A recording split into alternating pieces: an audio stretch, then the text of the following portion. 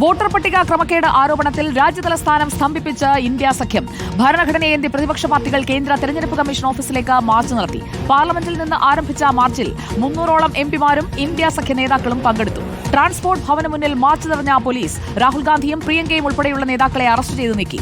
ഭരണഘടനയ്ക്ക് വേണ്ടിയുള്ള പോരാട്ടമാണ് രാജ്യത്ത് നടക്കുന്നതെന്ന് രാഹുൽ ഗാന്ധി പറഞ്ഞു. 30 എംപിമാരെ മാത്രം കാണാമെന്ന് തെരഞ്ഞെടുപ്പ് കമ്മീഷൻ നിലപാടെടുത്തതോടെ കമ്മീഷനെ കാണാനുള്ള നീക്കത്തിൽ നിന്ന് പ്രതിപക്ഷം പിന്മാറി.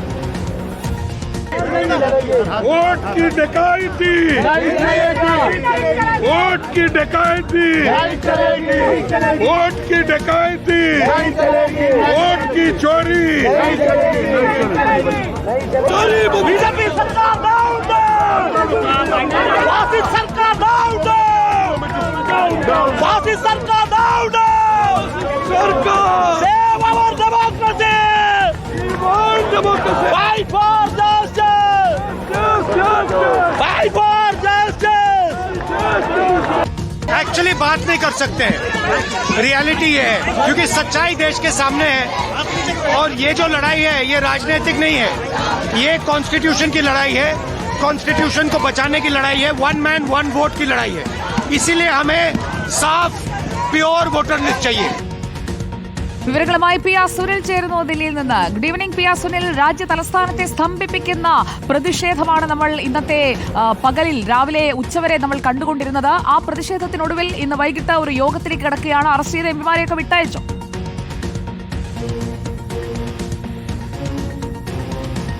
സുജിയ, ഗുഡ് ഈവനിംഗ്. 2 മണിയോടുകൂടി കസ്റ്റഡിയിലെടുത്ത എംപിമാരെ എല്ലാവരും പാർലമെന്റ് സ്ട്രീറ്റ് പോലീസ് സ്റ്റേഷനിൽ നിന്ന് പുറത്തിറങ്ങി.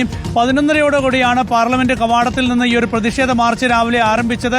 പിന്നീട് 12:30 മണിവരെ ആ മാർച്ച് ട്രാൻസ്പോർട്ട് ഭവന് മുന്നിൽ തുടർന്നു. അവിടെ പോലീസ് തടഞ്ഞതിനെ തുടർന്ന് എല്ലാ നേതാക്കളും കുത്തിയിരുന്ന് പ്രതിഷേധവുമായി മുന്നോട്ട് പോവുകയായിരുന്നു. അഖിലേഷ് യാദവ് ഒക്കെ തന്നെ ബാരിക്കേഡ് ചാടിക്കടന്ന് പിന്നീട് റോഡിലിരിക്കുന്ന ഒരു കാഴ്ചയായിരുന്നു. രാഹുൽ ഗാന്ധി ഉൾപ്പെടെയുള്ള നേതാക്കൾ, പ്രിയങ്ക ഗാന്ധി, മല്ലികാർജുൻ ഖാർഗെ, അതുപോലെ ശരത് പവാറിനെ പോലുള്ള നേതാക്കളൊക്കെ തന്നെ ഈ ഒരു പ്രതിഷേധ മാർച്ചിന്റെ ഭാഗമാകുന്നത് കണ്ടു.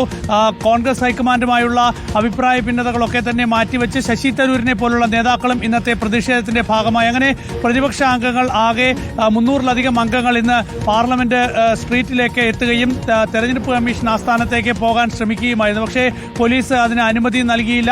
ഇതേ തുടർന്ന് പിന്നീട് അവിടെ കുത്തിയിരുന്നു. 12:30യോടെയാണ് പോലീസ് ഇവരെ കസ്റ്റഡിയിലെടുത്തത്. പിന്നീട് പാർലമെന്റ് സ്ട്രീറ്റ് പോലീസ് സ്റ്റേഷനിലേക്ക് കൊണ്ടുവന്നു. അവിടെ ഏതാണ്ട് 1.5 മണിക്കൂറോളം സമയം ഈ നേതാക്കൾ ചെലവഴിച്ചു. എല്ലാവരുടെയും പേരും മേൽവിലാസവും ഒക്കെ തന്നെ രേഖപ്പെടുത്തിയ ശേഷം എല്ലാവരെയും പറഞ്ഞുവിട്ടു എന്നാണ് കൊടിക്കുന്നിൽ സുരേഷിനെ പോലുള്ള നേതാക്കൾ വ്യക്തമാക്കിയത്. ഏതായാലും ഈ സമര രീതി മുന്നോട്ട് കൊണ്ടുപോകും എന്ന് തന്നെയാണ് പ്രതിപക്ഷം വ്യക്തമാക്കുന്നത്. ഇന്ന് വളരെ ശ്രദ്ധേയമായ കാര്യം, ഇന്ത്യ സഖ്യത്തോട് വിട പറഞ്ഞു പോയ ആം ആദ്മി പാർട്ടി പോലും ഈ ഒരു പ്രക്ഷോഭത്തിന്റെ ഭാഗമായി രംഗത്ത് വന്നു എന്നത് ശ്രദ്ധേയമാണ്. കോൺഗ്രസിന്റെ നേതൃത്വം അംഗീകരിക്കില്ല എന്ന് വളരെ ശക്തമായി വാദിച്ചുകൊണ്ടിരുന്ന തൃണമൂൽ കോൺഗ്രസും ഇന്ന് ഈ പ്രക്ഷോഭത്തിന്റെ ഭാഗമായി. മാത്രമല്ല, ഇന്ന് ബാരിക്കേഡിന് മുകളിലൊക്കെ കയറിയത് മഹുവ മൊയ്ത്രയെ പോലുള്ള നേതാക്കളാണ്, സുസ്മിത ദേവിനെ പോലുള്ള നേതാക്കളാണ്. അപ്പോൾ തൃണമൂൽ കോൺഗ്രസ് വളരെ ശക്തമായി തന്നെ ഈ പ്രതിഷേധത്തിന്റെ മുൻനിരയിൽ നിൽക്കുന്ന കാഴ്ചയും ഇന്ന് കണ്ടു. അങ്ങനെ ഈ ഉടഞ്ഞുപോയി എന്ന് പ്രതീക്ഷിച്ചിരുന്ന ഇന്ത്യ സഖ്യം വീണ്ടും ശക്തിപ്പെടുന്ന ഒരു കാഴ്ചയായി ഇന്നത്തെ പ്രക്ഷോഭം മാറിയിട്ടുണ്ട്.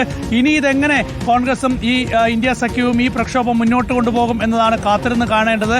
ഇന്ന് പോലീസ് സ്റ്റേഷനിൽ നിന്നിറങ്ങിയ പ്രതിപക്ഷ നേതാക്കൾ പിന്നീട് പാർലമെന്റിലെത്തി തങ്ങളെ പോലീസ് കസ്റ്റഡിയിലെടുത്തു എന്നൊക്കെ പാർലമെന്റിലും വിഷയം ഉന്നയിച്ചു. പാർലമെന്റിലും അല്പനേരം ബഹളത്തിന് അത് കാരണമായിരുന്നു. നാളെയും ഈ സമാനമായ വിഷയം തന്നെ ഉയർത്തി പ്രതിഷേധവുമായി മുന്നോട്ട് പോകാനാണ് പ്രതിപക്ഷത്തിന്റെ തീരുമാനം.